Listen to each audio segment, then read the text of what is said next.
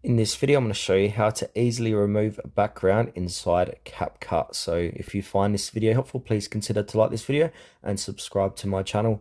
In saying that, let's just jump straight into the video.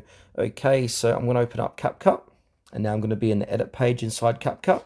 So the fastest, quickest way to do this is to click on the expand button, and then it will say remove background. This is a pro feature inside Capcut, so I will leave a link in the description below. If you want to try Capcut Pro free for 7 days in a 7-day trial, you can do so.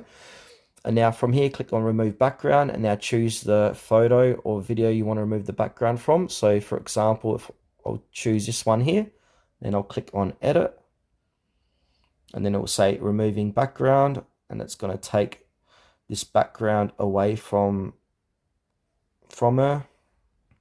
I can muck around with the hardness, opacity, size if I like, but I like what they've chosen here. And now from here, I'm going to click on export.